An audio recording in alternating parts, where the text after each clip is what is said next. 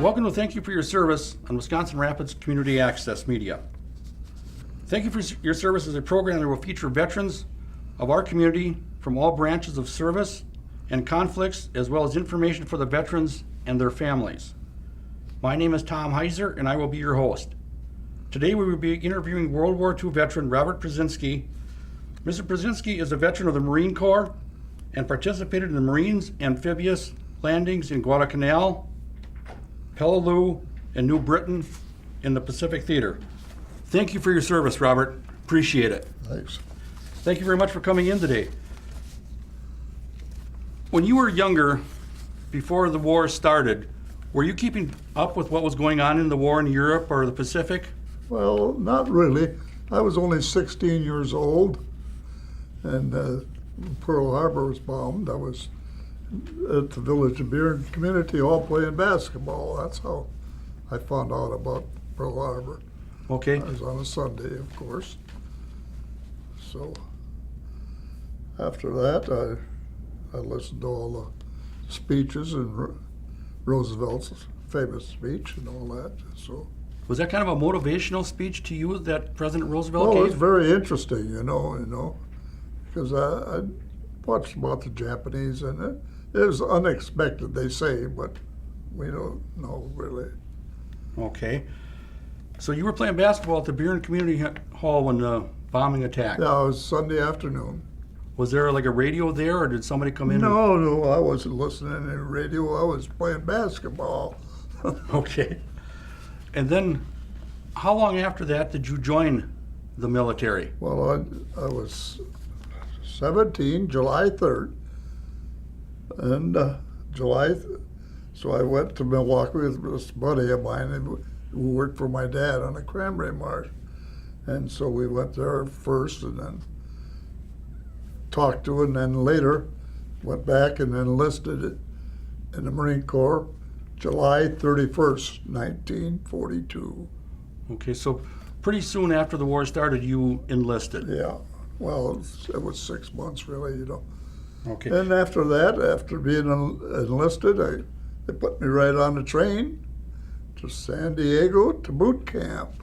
So I was on a train, I don't remember, maybe two days or so, you know. Okay. Got to San Diego to boot camp. Was your friend with you? Did he go to boot camp with Yeah, you also? we were all together, there was three of us, and when we got to boot camp, that one fellow, I don't know his name to this day. We got separated, but Leonard and I, we were in the same platoon and everything, which was, what was it, 620, I think, where platoon was. And I was in boot camp for 7 weeks, a week off, and then he got on a boat, a Heiser special, one of those Liberty ships, and I got on that and headed for the war zone. I was on that boat about 30 days, saltwater showers, 2 meals a day, and bunks 7 high. I was up in the bow and every time, you know, but I made it. So we landed in New Caledonia, and there got off that boat, got on another boat, and went to Guadalcanal. Okay. So when you were in boot camp, was it pretty tough? Were the GIs pretty tough on you? Well, sure, the GIs were tough. I learned my left from right, and of course, close order drill, and how to take down your rifle, and so forth and so on. And going through the line when I first got there, there was corpsmen on each side, and poking you in the arms on each side. And then you go to the barber shop and you get shaved off your hair, you know. Okay, so you Then get issued clothing, of course. And, well, of course. yeah. So when you got done with boot camp, did you go to any further training, or did you just stay as infantry? No, I did. Went to recruit trip. It was in San Diego, and there was Camp Elliott, which is right there too. So I went there for 1 week, and from there I got on a boat going overseas. Okay, so what did you do at Camp Elliott? Nothing. Just stayed there until your just boat was there, ready. yeah. That I can remember, you know. Why did you choose the Marine Corps? Because my buddies did. They said, well, let's go in the Marines. So, I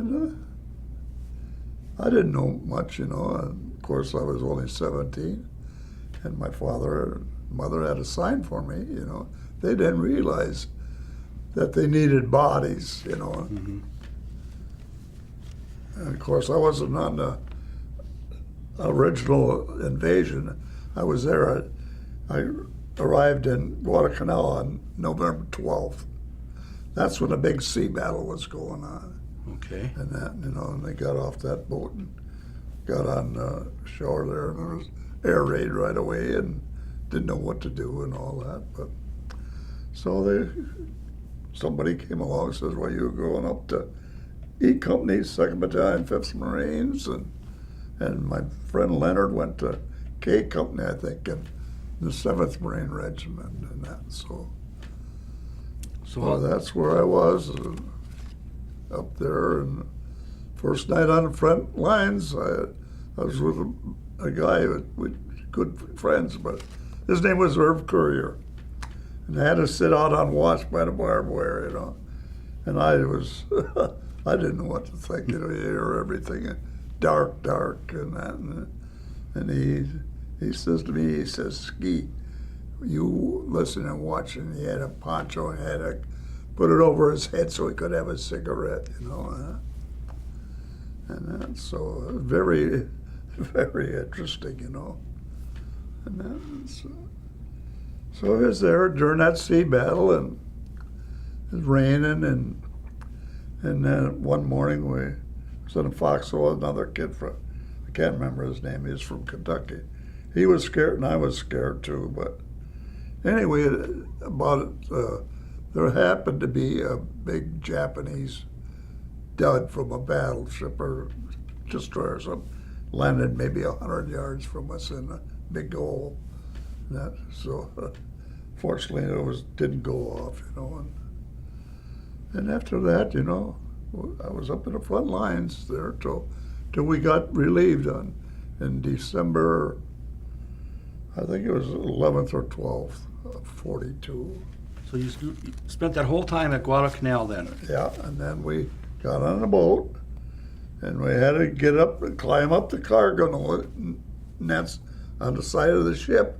And this one kid that was there from the original landing, he got about halfway, and he swallowed his chew.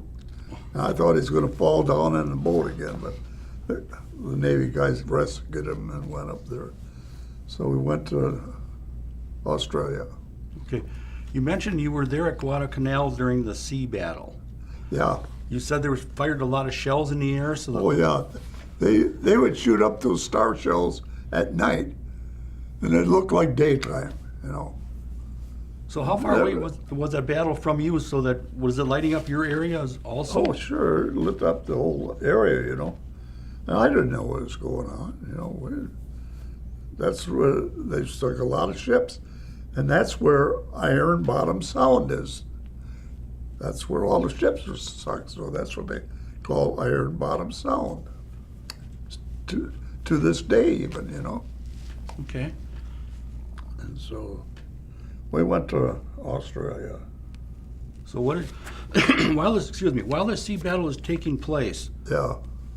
are you quite scared, or you? Oh, of course, I was scared. The battle was taking place. We still had to be on the lines, so the Japanese wouldn't attack us. They were trying to retake the island, Okay. and they landed a lot of troops in, but fortunately we held them off, So did you see a lot of action when you were on Guadalcanal, you specifically? Well, mostly watching and that. I don't remember any big firefights or anything, but there was a few, That's a long time ago for me to remember. I understand, but it's something that stayed with you. Yeah. So you left there and you went to Australia. Yeah. Was that a duty station, or was that for like an R&R? That's where they took the whole division. Okay. And our regiment and the 7th Regiment were out in the boonies. We had to make tent camp out of there. And the other regiment was in Brisbane at the racetrack, you know. And it was, the thing is, we made that, and it was so hot there, you know, because that's closer to the equator, you know. And so many people were getting malaria, and that, including me, which I went in the field hospital on Christmas Day in 1942. And then, so they decided to move the whole division to Melbourne, which is quite a ways away and cooler, you know, so that's what happened. So they loaded, most of the people went on, but they held two companies back to load ship, and I was in one of them. So we loaded ship and all that, maybe 2 weeks or something like that. Then we got on a boat and went to Melbourne. And Melbourne was a pretty nice city. It was a nice city then. At that time, it was over 1 million people, you know. Okay. Had a good time there. So you said you caught malaria along with many other people in your unit. How long were you hospitalized for that? Oh, maybe a week. Okay. Something, you know, it's just you sweat and you get so cold you can't keep warm, you know. And then, of course, we had to take that Ativan for malaria and that, but it was kind of tough, you know. Okay, so now you're in Melbourne, Yeah. and you spent how much time? Quite a bit of time Well, there? we spent quite a bit there. We were training and that, you know, and that, and so when we get liberty, we go into the city, you know. Our camp was about 30 miles away, so we had to take a train in to the city proper, you know, so we could. There was no beer or wine or anything on Sundays there, so Saturday we get there, we buy it and then check it into the railroad station and that. Okay, so you said you were training in Melbourne. Were you still doing your infantry training, or were you training in another job? Oh, I was still in infantry. All privates became PFCs when we left Guadalcanal. So I made PFC. And that, so we were training and recuperating, you know, and had a good time. There was a nice park in Melbourne, Luna Park, where we used to go, and there's ice skate and wine or something. We'd be going the wrong way, and attendants would be after us. We had a great time, you know. It was a good park. Okay, so after Melbourne, then where did you go? After Melbourne, we went to, what's that? That's when we went to invade Milne Bay.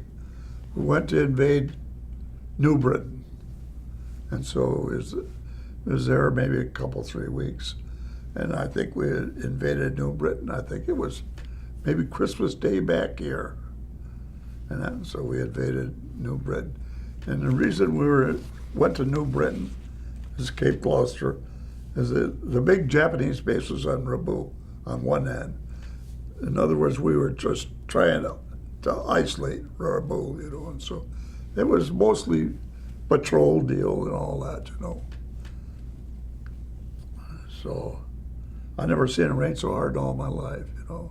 We were on patrol, got back, got mail call, we had hammocks, and then the water just come right up in the hammock and everything, drowned everything. That was an experience, you know. But I was just young, you know, still 17. Still 17 and serving your country and putting it all on the line. Excellent. Yeah. So you're at New Britain. Do you spend a lot of time there in battle? Oh, well, we were there maybe 6, 7 weeks, something like that. I don't remember. I'd have to look at my Marine Corps book, which I don't have. My grandson has. And then from there, we went to an island called Pavuvu. It's right off of Guadalcanal, maybe 20 miles. And of course, we had to make camp there and everything. And that's where we were recuperating and training for the next invasion, you know. So we were there quite a while until September. On September 15th, we invaded the island of Peleliu. That was 1944. And I was on Peleliu till I got wounded. And I think it was October 7th or 8th of 44. But I had a flamethrower, and I was also a BAR man, Okay. and all that, And so, anyway, when I got wounded, at least it got me off the island on the hospital ship, and went to, I think it was Admiralty Islands or one of those islands, and there was a couple of corpsmen, not corpsmen, signalmen that were in there, and they were sending signals to one another all night long. I didn't know what that was going on. And from there, they flew me back to Pavuvu. And I was there when I got there, And then at that time, they had a rotation system on. If you had been overseas so long and so many battles, you could go back to States, and I fulfilled that, of course. So I left there and came back to the States, and arrived in San Diego. I think it was around last part of November. Anyway, I came home on leave December 1st, 1944. Okay. You said you were wounded. Yeah. Where were you wounded? A sniper got me in the arm, Okay. right here in the arm. Didn't hit anything, but fortunately got me off the island to a hospital ship, So you were out on a patrol when you got injured. Yeah, it was trying to. The Japanese were all dug in the caves. The only way you could get them out is with a flamethrower or something like that.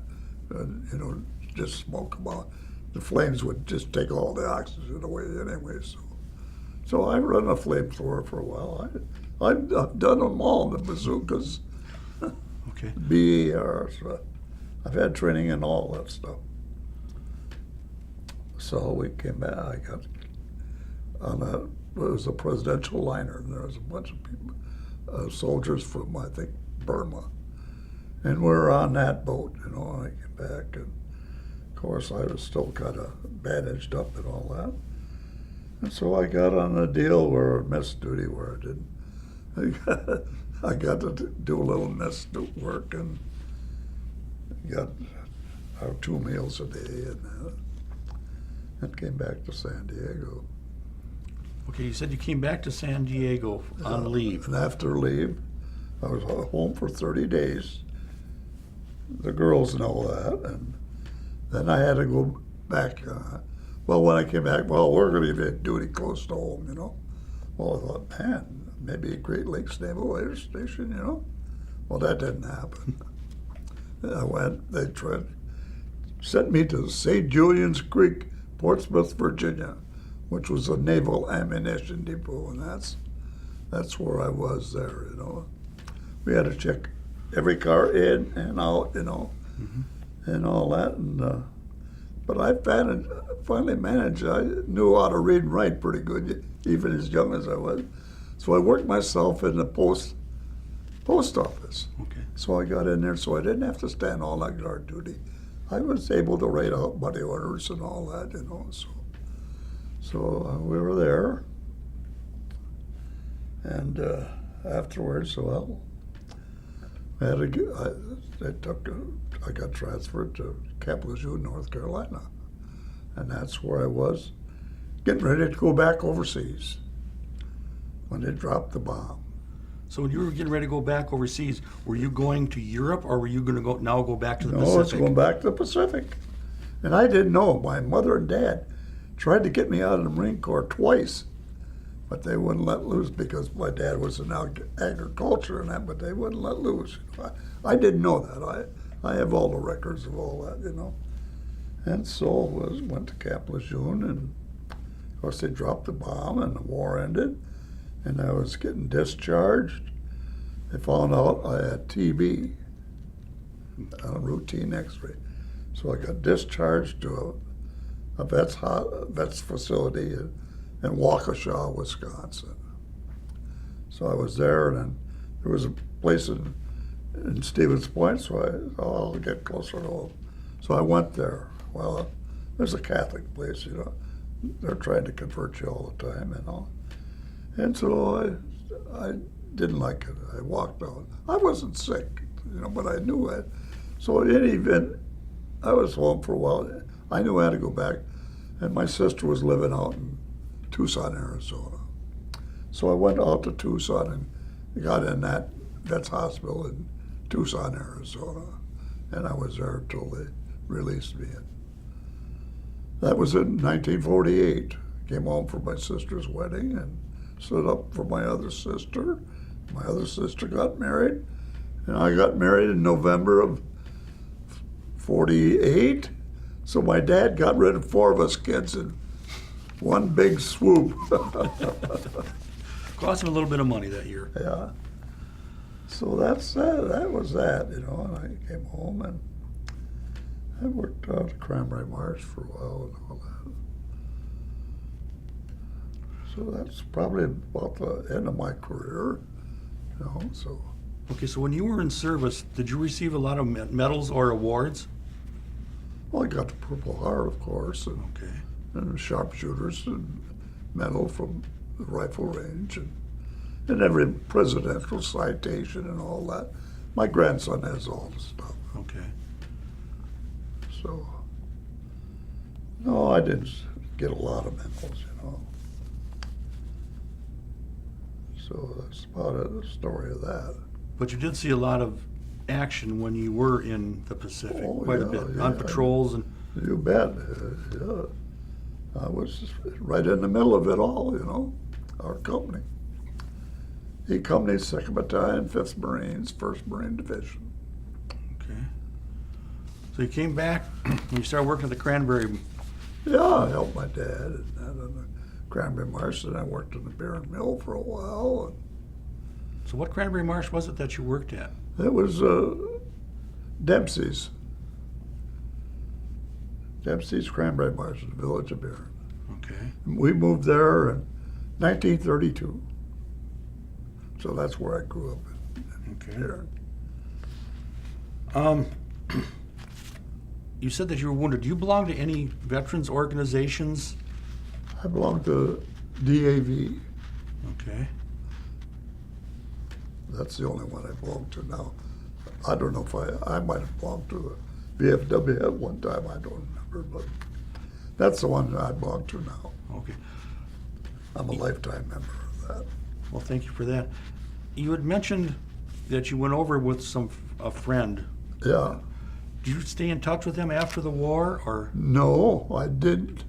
Leonard Claysmith got killed right on the beach on Peleliu.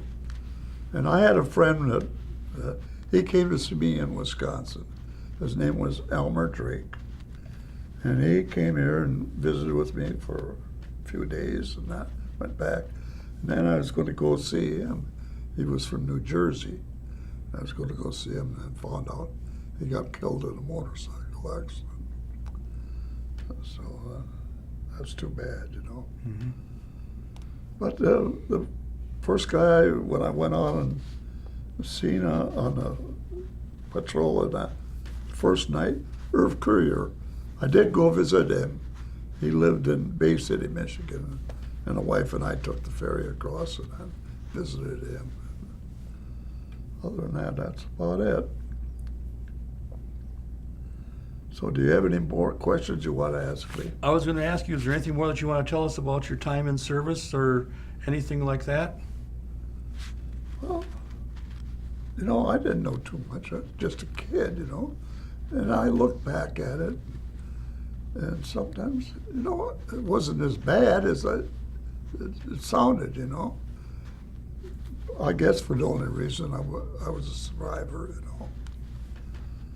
So I often think about it. I lay awake some nights and thinking about all that and that, which is only natural. And then, so that's about all I can say about that. Robert, this is an excellent interview. I learned a lot from you. And again, thank you very much for what you did. You helped make the United States a great country. Thank you for your service, Robert. That wasn't so bad. At least I survived. Yes, you did. It's been interesting meeting you and talking with you at different times, and It's really There's interesting. probably a lot of stuff I maybe forgot, but that's it. Now I have macular degeneration. I can't see. Of course, I can't hear very well. I got hearing aids and that. I guess that comes with living to be 90.